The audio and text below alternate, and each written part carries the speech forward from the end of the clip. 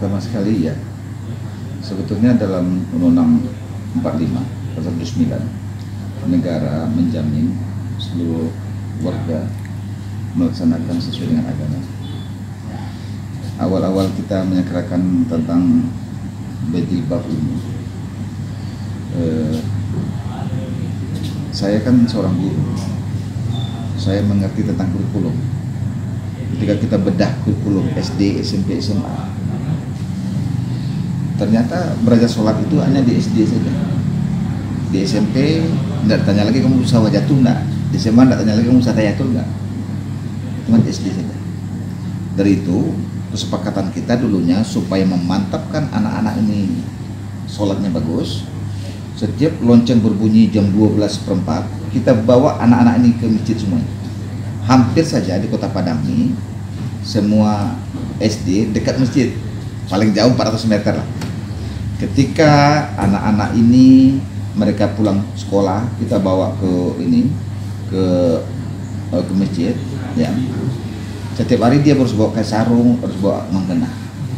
Ada seorang dewan pendidikan mengatakan, Pak Wali, bagaimana kalau anak SD celana panjang aja supaya nggak repot-repot bawa kain sarung? Terus perempuannya gimana? Perempuannya roknya dalam, pakai lengan panjang, pakai tutup kepala. Dengan begitu saja dia sudah bisa belajar sholat. Kita terapkanlah. Ketika ini berlalu selama 6 bulan, ada lagi seorang guru mengatakan, Pak Wali, anak SD celana pendek, anak SD celana panjang, anak SMP celana pendek. Oh iya ya. Oh kalau gitu anak SMP celana panjang juga. Nah, itu awal-awalnya. Dari itu nyeloteh lagi wartawan pada saya, Pak Wali, anak SMP pakai rok dalam, pakai jilbab, anak SMA pakai rok. Saya perintahkan lagi anak SMA semuanya pakai busana muslim, pakai jilbab itu. Dari itu ngejar lagi kepada PNS ya, supaya semuanya berbusana muslim. Ngejar lagi kepada pegawai-pegawai dan sebagainya, termasuk puskesmas. Akhirnya kita sepakati semuanya kita busana muslim.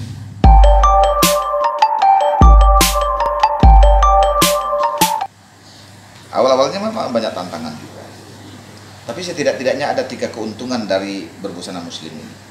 Pertama sekali, memperdangkal jarak antara si kaya dan si miskin. Kan tidak semua ayah mampu belikan kalung emas untuk anak gadisnya di SMP dan SMA. Kan tidak semua ibu mampu membelikan anting-anting emas untuk anak gadisnya. Ketika mereka berbusana muslim, tidak kelihatan lagi mana anak kaya, mana anak miskin. Karena sudah tertutup semuanya. Malah hari ini kalau kita acak antum gitu ya, di pasar sana, mungkin lebih banyak ibu-ibu tidak yang pakai anting-anting daripada beranting-anting. Kenapa? Ganggu aja cuma anting-antingnya akhirnya. Dari itulah dulu-dulunya juga ada tekanan ataupun tuntutan bahwa ketidaksetujuan untuk berbusana muslim ini. Tetapi bergulir, menjalarlah ini ke seluruh Sumatera Barat, menjalar ini ke seluruh Sumatera, menjalar seluruh Nusantara. Diakui tidak oleh orang-orang yang berjilbab hari ini di Makassar, di Kalimantan, di Papua, itu diakui atau tidaknya berasal dari Sumatera Barat. Dari itu sampai Kuabri, Kowat, Polwan, Kuara ya, untuk berbusana muslim juga ya. Dari itu ini merupakan suatu hal yang kita lakukan. Kalau ini tidak bagus, pasti tidak dicontoh orang ya.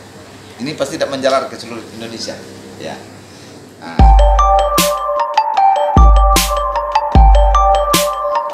Dalam Perda nomor 5 itu juga tidak mewajibkan anak Islam untuk berjilbab.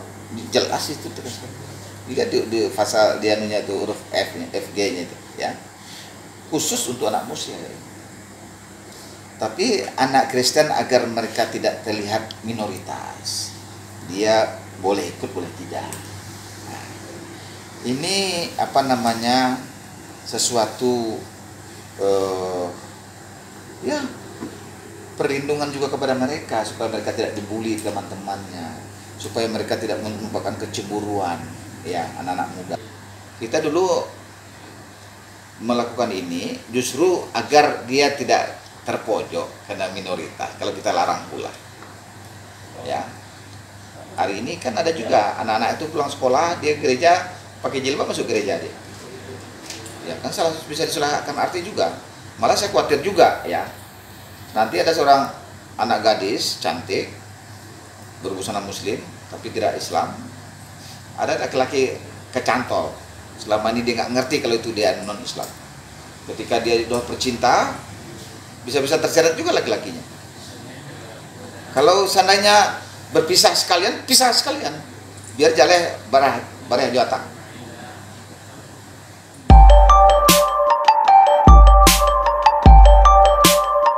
Nah, kemarin itu suatu miss kecil antara seorang wakil kepala sekolah dengan seorang wali murid, ya.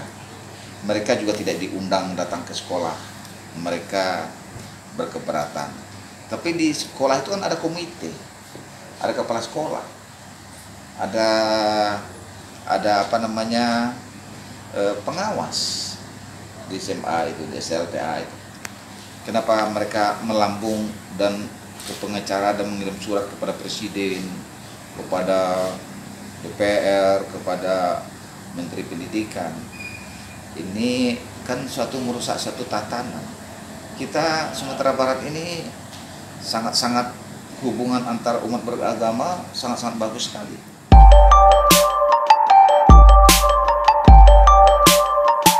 Kenapa hari ini ada apa gitu? Saya juga heran. Ini program ini kan 15 tahun yang lalu dan tidak ada riak.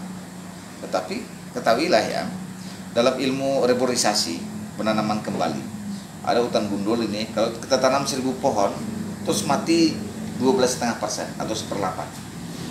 Tanam 1000 pohon, mati 125 batang. Itu dianggap sukses. Hari ini orang berjilbab sudah ratusan ribu, udah jutaan malah anak-anak di seluruh Indonesia berjilbab. Terus ada satu menceletuk, itu satu ini jadi ukuran. Dan apakah Bapak Menteri, ya khususnya Menteri Pendidikan, sudah lihat ke bawah, ya apakah sudah panggil kepala dinas, ya ada panggil gubernur, kan Depak itu kan juga punya kanwil di Sumatera Barat nih, udah panggil kanwil belum? Kok tiba-tiba ada SK 3 Menteri? SK 3 Menteri itu sedikit di bawahnya Kepres. 3 Menteri, ya. Kalau di negara ini dalam keadaan darurat nih, 3 menteri juga berkuasa. Dalam negeri, di luar negeri, Menteri Pertahanan. Ya. Dari itu, saya suatu hal yang nggak masuk akal oleh saya. Pendidikan ini membuat anak-anak berakhlak, berbudi pekerti. Atau Departemen Pendidikan yang diganti namanya Departemen Ilmu Pengetahuan. Tidak pendidikan. Nama saja Departemen Pendidikan Kebudayaan. Ketika kebudayaan kita lakukan, kok malah dikemanakan apa namanya nih, inisiatif atau kearifan lokal oleh orang pusat sana, dikemanakan? Ada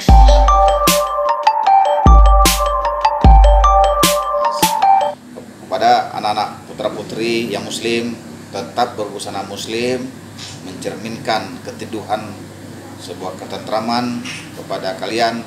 Kami orang tua ini sangat senang melihat kalian, sangat melihat kalian cantik-cantik, kalian kameh.